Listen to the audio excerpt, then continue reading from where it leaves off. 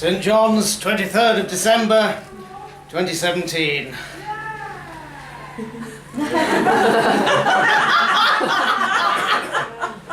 Forgiveness. By Anna Savory. Welcome everyone to St. John's, and goodness, look at you all. It's heartening, really it is, to see so many faces here tonight. If there's one thing I've realised in the past few weeks, it's that there's nothing like Christmas to wake that latent religious urge which in many of you has lain dormant at all other points in the year. Why, only in September I was stood in the bishop's living room expressing doubts about our dwindling congregation, and what did he tell me? He told me to have a little faith. "Don't worry, David," he said, like the Lord addressing Thomas. "Don't fear. Just you wait until midnight fucking mass." It's like the bloody Hammersmith Apollo. Famously obscene, our bishop, one of his many charming quirks. But indeed, how right he was! Attendance tonight is gratifying, and I can only assume it signals a sea change in the spiritual direction of this parish, which I trust will continue long, long into the new year. The question always on my mind at this time of year, when I sit in the study of my now empty house to write the midnight sermon, is invariably, which part of the story do I use? It's a good story, you'll agree, but a lot going on. And we must be sure always to balance the sacred text of the Nativity against its applications to daily life. Should we focus on the couple at its centre? The forced movement of mother and carpenter. Desperate, nowhere to go, divested of property, dignity. Heavy-handed allusions to political crises are right there to be made. After all, where was Joseph from? Don't answer that, I know you don't know. Perhaps a little grim for Christmas Eve. You came here for a divine palate cleanser, not a good hard look at humanity. So instead, let us take the virgin birth, the gift of life, placed in stark contrast to the hollow plastic gifts you'll be opening in a few hours. A reminder not to forget the true meaning. No, a little obvious perhaps. How about instead a 20-minute rip-roaring speech on Herod's state-mandated slaughter of the firstborn? There's your Christmas sermon! What a topic. A bit graphic, but then I've been vying with Game of Thrones for the attention of regular parishioners all year, haven't I, Miss Davis? And while you may have thought you were being subtle, I assure you that no one ever stared at their crotch in church, smiling vacantly and occasionally gasping. Besides which, I could see the image of the Sky Atlantic screen and the reflection of your glasses. But to cut a long lead in short, I've dismissed the obvious thematic choices. Sitting in my equally empty lounge over a glass of Talisker earlier, I asked myself, as I always do, what would he want? What would he want me to focus on for the improvement of my suddenly engorged flock? At this receptive time of year. And so our sermon this evening is on forgiveness. Forgiveness. A theme that looms large throughout our holy text. Put a pin in the Bible. Oh, don't, because it's sacrosanct. And you'll hit someone immersed in that divine act. Perhaps it's not an obvious Christmas choice, but even in the Nativity, people forgive. Mary forgave Gabriel for breaking the baby news to her in such an abrupt way. Joseph forgave Mary when, unaware of the miracle, he thought she'd just been putting it about a bit. Just a bit of my trademark festive humour there. But genuinely, their son, the son, well, he couldn't get enough of it. Forgiving all over the shop, that one, cover to cover. Forgiving moneylenders, prostitutes, traitors, people literally engaged in the act of murdering him. Probably forgiving, as a baby, the wise men for their impractical and tediously symbolic gifts. He forgives. That's what he does. So, take a moment now to reflect. Have you had to forgive anyone recently? Will you need to be forgiven soon? The season forces us into close contact with family. We all know that can be trying. Is your grandmother planning to buy you long johns again when you've specifically requested a Fitbit? Yes, Mrs. Smith? Will you abandon your wife, leaving her to cook alone for a heroically long period tomorrow, Mr. Kingsley? Are you considering abandoning yours indefinitely, Mr. Tate? Will you steal from your brother that last buttery Brussels sprout tomorrow, Mr. Lucas? Who could blame you, when we all know he stole considerably more from you in the housing deal last year? These, incidentally, are rhetorical examples.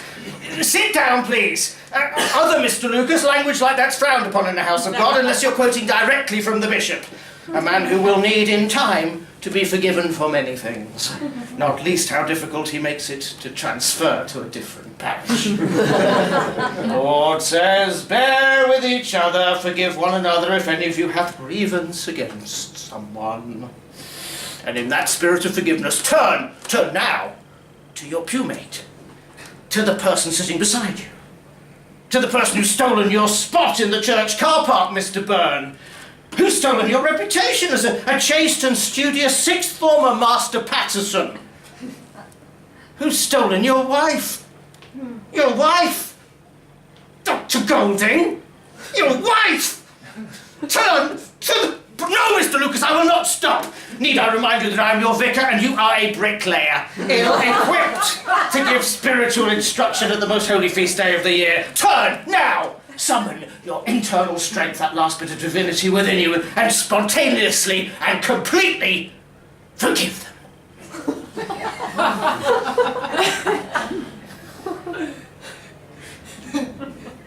Difficult, isn't it?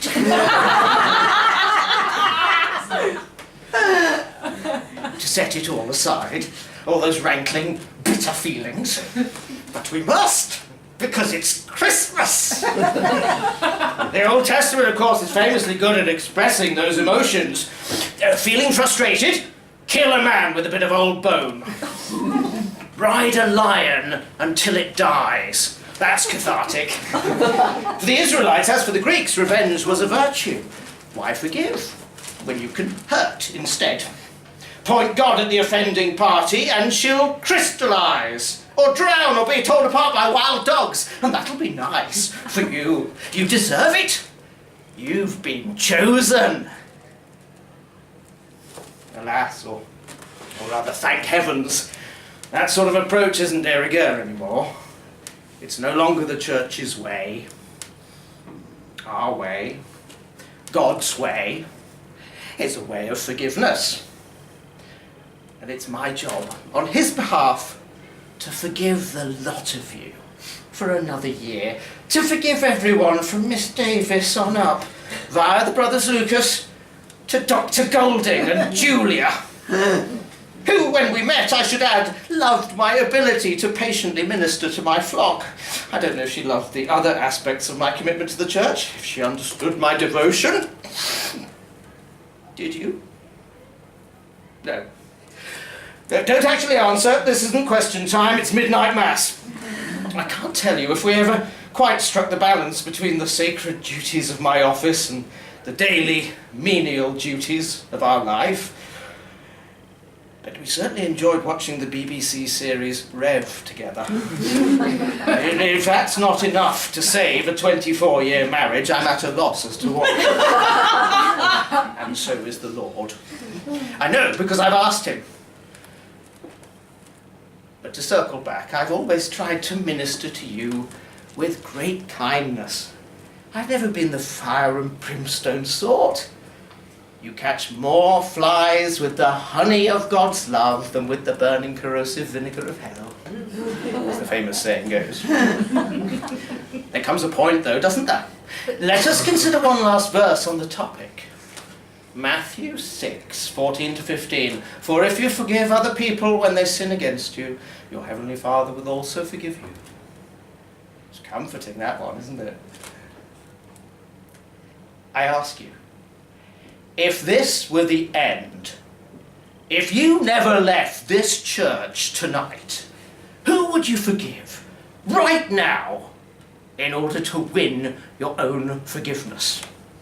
The greater the act of mental charity, the greater your absolution. For example, if I forgive Miss Davis her wandering attention and bloodlust, it buys me a pardon for the year I forgot Julia's birthday because of all the baptisms. And if I truly forgive Julia for everything, well, I'd say in the Lord's eyes that would pardon me for everything. Pardon me for this long, jumbled and frankly un-Christmassy sermon. Pardon me for outing all your petty squabbles and scandals in a public forum. Yes, all right, simmer down. Pardon me for filling my church with ancient wooden pews and dried flowers and spruce branches and flickering opal candle flames on the night when all the village is uncharacteristically in attendance. Pardon me completely for locking and bolting the door.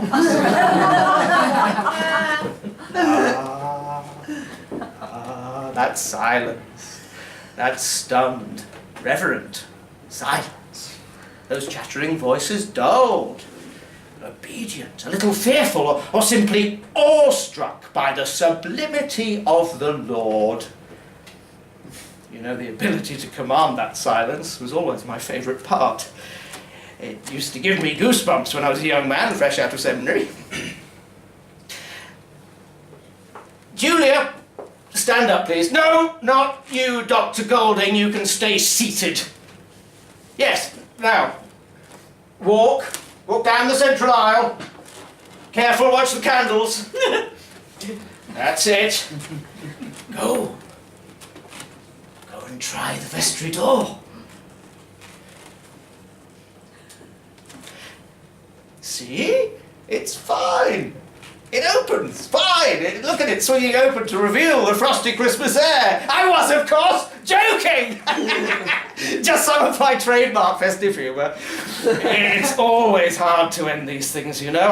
I thought perhaps a sense of jeopardy would force you to put what I'd spoken of into immediate and frenzied practice. But a public reckoning? An old-school pyre? Just because my wife's run off with the doctor? And I don't see the rest of you in here very regularly. That would have been mad and extremely un-Christian of me. You might be thinking that implying it was going to happen at all was also mad and extremely un-Christian of me, but I'd ask you to remember Abraham. The sinister bait and switch is quite the biblical precedent, but Abraham forgave the Lord eventually, I imagine. And there endeth the lesson. And indeed, my time in this parish. The bishop feels that some secular factors are interfering with my office. I know, that way around, the irony. And has recommended I take some time away to reflect on non-sacred matters. It's a bit late for that, I'd say, but still. I hope that today, notwithstanding, you found me a comforting and fair spiritual leader. God be with you. God forgive you. And God have mercy on us all. Merry Christmas!